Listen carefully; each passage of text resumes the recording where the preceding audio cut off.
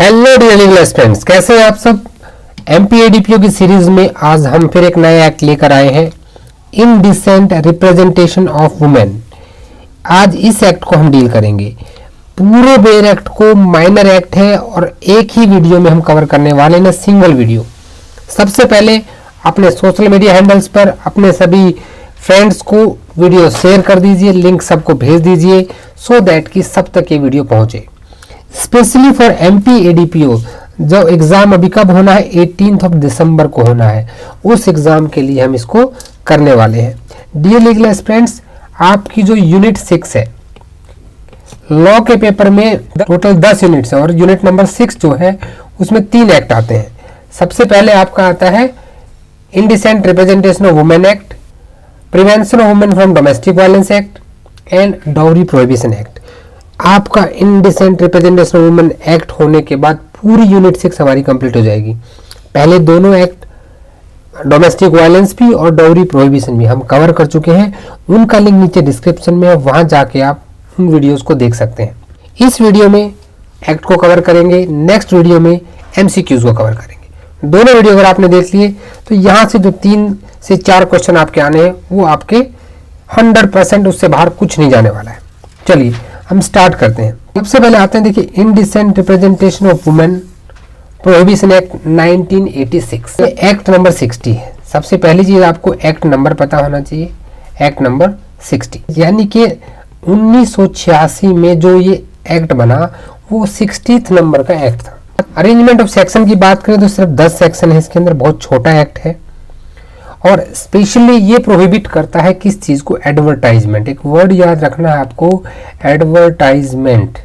किस चीज का एडवर्टाइजमेंट, कहीं भी किसी भी महिला के इस तरह के फोटो, फिगर्स या कोई भी ऐसी चीज जिससे एक इनडिसेंट रिप्रेजेंटेशन होती हो।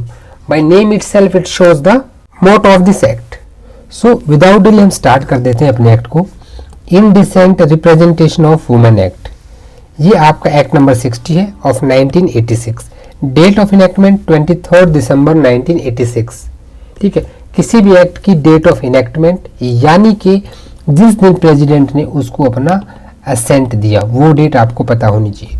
और दूसरी डेट है कब ये इन्फोर्स हुआ, इन्फोर्समेंट डेट। तो इन्फोर्समेंट डेट इसकी कब रहने वाली है, 2 अक्टूबर। गांधी जी के उपलक्ष्य में 2 अक्टूबर कोई नहीं भूलता है, ठीक है। कुछ लोग ड्राई डे के तौर पे याद रखते हैं, कुछ महात्मा गांधी जी के उसमें याद रखते हैं, लेकिन सबको ये दिन याद रहता है 1987।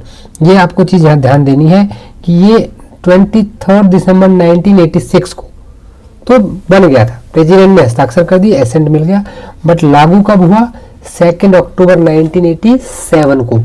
ये 7 आपको बहुत ध्यान देना है क्योंकि एक्ट 1986 का है, यहाँ पे एक मिस्टेक हो सकती है। Preamble by itself shows the actual picture of this act.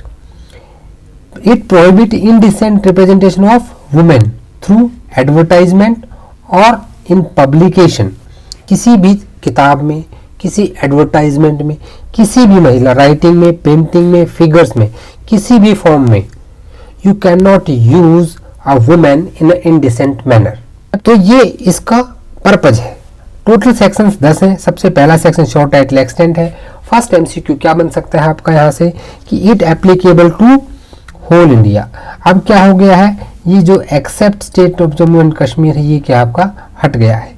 First MCQ होगा, हम एमसीक्यू के हिसाब से इसको डील करने वाले हैं। फर्स्ट एमसीक्यू हो गया आपका। सेकंड एमसीक्यू क्या है, it came into the force on which date, date हम बात कर चुके हैं 2 अक्टूबर 1987। फिर आते हैं डेफिनेशंस पे। बहुत ज़्यादा डेफिनेशन यहाँ पे नहीं है, ए से लेके एफ तक की डेफिनेशन है। सबसे इंपॉर्टेंट डेफिनेशन है 2C में, सबसे मोस्ट इंपॉर्टेंट डेफिनेशन है आपकी, ये आपको पक्का पता होनी चाहिए। 2C में व्हाट यू आर सीइंग, सी माने कि आप क्या देख रहे हैं। आंखें कुछ ऐसी होती है ना, ठीक है, आप क्या देख रहे हैं। सी माने देखना। तो 2 के सी में क्या देख रहे हैं लोग, यहाँ इनडिसेंट रिप्रेजेंटेशन ऑफ वुमेन देख रहे हैं। तो कहाँ डिफाइन है, याद हो गया 2 के सी में, ठीक है। बी को उल्टा कर दो क्योंकि उल्टा काम कर रहा है, डिस्ट्रीब्यूशन बी यहाँ डी से स्टार्ट होगा, एडवर्टाइजमेंट ए। छोटी छोटी ट्रिक्स लगा के आप यहाँ पे आपको याद रखना है। अब एक एमसीक्यू आपका कहाँ से बनता है, 2D से, label. Label means any written, marked, stamped, printed और ग्राफिक मैटर्स, अफिक्स टू और अपीयरिंग अपॉन एनी पैकेज। तो यहाँ से आपको एक एमसीक्यू इनमें से किसी वर्ड को चेंज करके दे सकता है, यहाँ ध्यान देना है। फिर आता है package. Package includes box, cartoon, tin और अदर कंटेनर। बहुत सिंपल सा है, prescribe means prescribe by rules under this act. ये हो गया इसका डेफिनेशन क्लोज। सबसे इंपॉर्टेंट मैंने आपको बता ही दिया, 2A एक सबसे इंपॉर्टेंट है आपकी और एक आपका 2C ज़्यादा इंपॉर्टेंट है, ठीक है। लेकिन हम कोई भी यहाँ पे मिस नहीं करेंगे। एडवर्टाइजमेंट में एक चीज़ आपको याद रखना है, कोई नोटिस, सर्कुलर, लेबल, रैपर या कोई भी दूसरा डॉक्यूमेंट या फिर कोई visible representation by sound, smoke, gas और लाइट, यहां से आता है आपका क्वेश्चन। लाइट, साउंड, स्मोक और गैस, एडवर्टाइजमेंट में तीन ये वर्ड आपको याद रखने हैं कि visible representation bye these things, understood. बाकी एक बार डेफिनेशन को देख लेंगे तो कवर हो जाएगा। सेक्शन 3 पे आते हैं, prohibition of advertisement containing indecent representation of women. देखिए जो सेक्शन 3 है ये प्रोहिबिट किस चीज को कर रहा है, एडवर्टाइजमेंट को, ऐसी एड को प्रोहिबिट कर रहा है। ये क्या करने के लिए, अगर कोई उस एड को क्या करता है, if anyone doing this ad, ad को क्या कराए आप, कोई पब्लिश कराता है, कोई अरेंज कराता है, कोई भी उसमें पार्ट लेता है, टेक पार्ट। तीन चीजें हैं, if anyone is publishing any advertisement, arranging that advertisement, take part in that advertisement which contains indecent representation of a woman, तो वहां पे वो prohibited है, अंडरस्टूड। फिर आते हैं सेक्शन 4 में। अब सेक्शन 4 प्रोहिबिट किसको कर रहा है कि भैया अगर आपने कोई ऐसा पब्लिकेशन बना लिया, कोई ऐसी बुक बना ली, पैम्पलेट्स बना लिए, ठीक है, जो इनडिसेंट रिप्रेजेंटेशन कंटेन करते हैं, उनको आप बाई पोस्ट नहीं भेजोगे, उनका पब्लिशिंग नहीं करोगे, ठीक है। एबीसी पब्लिशिंग बुक्स उसको पब्लिश नहीं करेगी, अंडरस्टूड।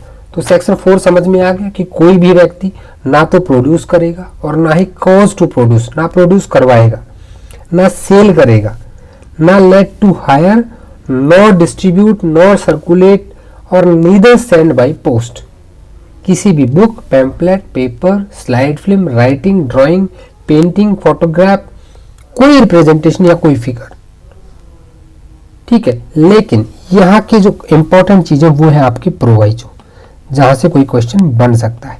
प्रोवाइजो क्या कहता है कि in the interest of science, ठीक है,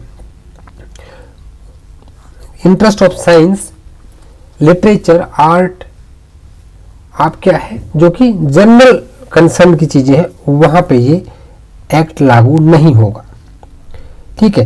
कहाँ लागू नहीं होगा, देखिए सीधी सी चीज है कि कोई ऐसा बुक, पैम्पलेट या पेपर है, ठीक है, बहुत सारी बुक्स हैं जिनमें बहुत सारी इंडिसेंट रिप्रेजेंटेशन होती है, बहुत सारी चीजें हैं जहाँ पे ये साइंस के पर्पज के लिए है, तो सेक्शन 4 लागू नहीं होगा। जो बोनाफाइड रिलीजियस पर्पज के, बहुत सारी आपने देखा आपकी अजंता एलोरा गुफाएं हैं, वहाँ पे बहुत सारी तस्वीरें ऐसी हैं, तो वो सब चीजें अगर वो रिलीजियस नीड पर्पज की, वहाँ भी लागू नहीं होगा। कोई स्कल्पचर है, कोई इंग्रेव्ड, पेंटेड, किसी गुफा में कोई बना रखा है पुराने टाइम का, ठीक है, वह नहीं होगा।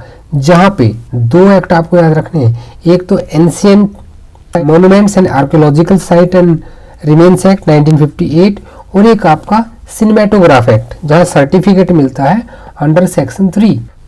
कोई ऐसा टेम्पल है भाई, कोई ऐसा रथ यात्रा निकाली जा रही है, कुछ ऐसा हो रहा है जहां पे अगर कोई ऐसी चीज है तो वहां आप ये नहीं कह सकते कि यहाँ सेक्शन 4 लगा देंगे, नहीं लगेगा। प्रोवाइजो यहाँ पे टोटल 4 प्रोवाइजो आपके बनते हैं, इन चारों प्रोवाइजो पे आपको ध्यान देना है। नेक्स्ट आता है मोस्ट इंपॉर्टेंट, ये आपको पता होना चाहिए, power to enter and search. सबसे पहला who can enter and search, तो कोई भी gazetted officer, any gazetted officer authorised by state government, important ध्यान देना यहाँ पे, ऑथराइज्ड बाय स्टेट गवर्नमेंट, यहीं से एमसीक्यू निकलेगा। एमसीक्यू कहाँ से निकलेगा, यहीं से निकलेगा। द विद दिन the local limit of area, जिसमें उसको ऑथराइज किया गया है। लेकिन प्रोवाइजो क्या है कि कोई भी प्राइवेट ड्वेलिंग हाउस है तो वहां वो बिना वारंट के नहीं जा सकता है, ठीक है, ये आपको ध्यान देना, ये आपके लिए इंपॉर्टेंट है। दूसरी चीज क्या है, सर्च एंड सीजर में कौन सा सेक्शन फॉलो होगा, सेक्शन 94 ऑफ सीआरपीसी, ठीक है, सेक्शन 94 लागू होगा वहां पे, ये आपको चीज पता होनी चाहिए। तीसरा इंपॉर्टेंट फैक्टर आता है सबसेक्शन 3, यहां से भी एक एमसीक्यू बनता है कि सर्च एंड सीजर के बाद ही will inform whom, he will inform the nearest magistrate and take his order as to custody thereof. इसको आप याद रखिएगा। अभी तो आप पढ़ रहे थे प्रोहिबिशन, 3 में प्रोहिबिशन पढ़ा कि भाई आप ऐड नहीं करोगे, पार्ट नहीं लोगे, अरेंज नहीं करोगे। फिर आप पब्लिकेशन पे आपने पढ़ा सेक्शन 4, सेक्शन 5 आपने पढ़ा कि सर्च कर लिया, कोई ऐसा आइटम था उसको सीज कर लिया गया। अब जब पकड़ा गया तो पेनल्टी कहाँ मिलेगी? नंबर 6 में पेनल्टी मिलेगी। अगर फर्स्ट टाइम कोई ऑफेंस करता है, एक ही चीज याद रखना है यहाँ पे, अगर कोई करेगा फर्स्ट टाइमर तो फर्स्ट टाइम में उसको कितनी सजा मिलेगी?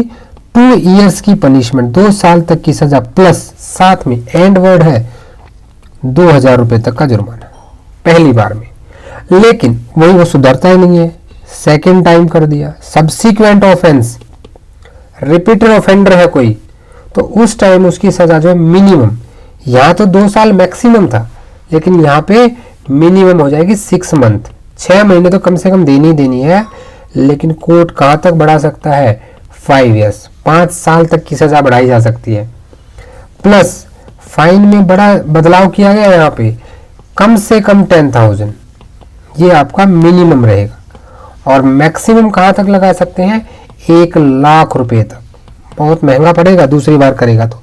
एक बार तो 2000 में छोड़ दिया था, अगली बार ऐसा करता है तो 1 लाख रुपए तक जुर्माना दिया जा सकता है। अब यहाँ पे तो आता है कि कोई इंडिविजुअल को पेनल्टी दी। अब मान लीजिए कोई अपराध क्या किया, किसी कंपनी ने कर दिया, तब क्या करेंगे? तो सेक्शन 7 बात करता है ऑफेंस बाय दी कंपनीज।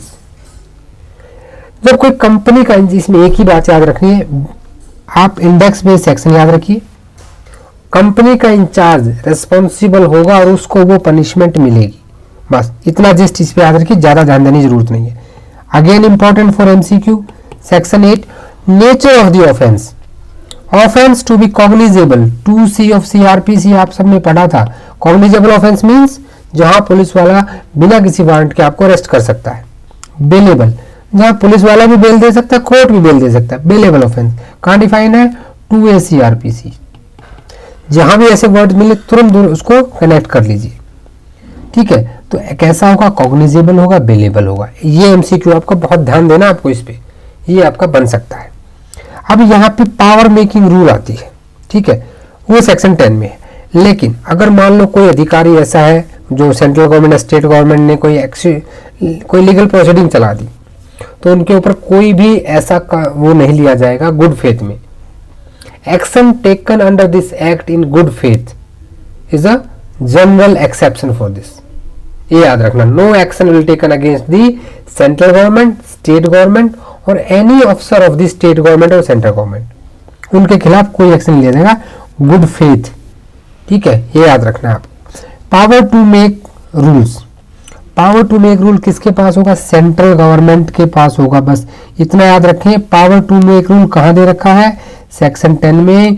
कौन रूल बनाएगा? सेंट्रल गवर्नमेंट रूल बनाएगी। बस इतना आपको याद रखना है, और यहाँ पे आपका बेर एक्ट हो जाता है कंप्लीट। अगर अभी तक आपने चैनल को सब्सक्राइब नहीं किया है तो भैया सब्सक्राइब जरूर कर लें, और साथ ही साथ शेयर भी कर दें। मुझे पूरा विश्वास है कि आपको वीडियो अच्छा लगा होगा। इसके जस्ट जब ये वीडियो देख चुके हो तो उसके बाद एक और नीचे लिंक डिस्क्रिप्शन में दिया गया है, वहाँ पे आप MCQ भी जाके जरूर कर लें। इसका एक MCQ का वीडियो है। इसके बाद मिलते हैं अगले वीडियो में, तब तक के लिए जय हिंद, जय भारत।